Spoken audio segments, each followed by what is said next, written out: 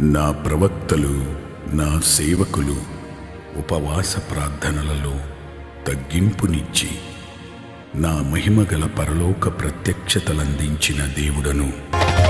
ఉపవాస ప్రార్థనలో నీతో సహవాసం చేసేదనయ్యా. నా ఉపవాస ప్రార్థనతో నిన్ను నేను వెదికేదనయ్యా. నా ఉపవాస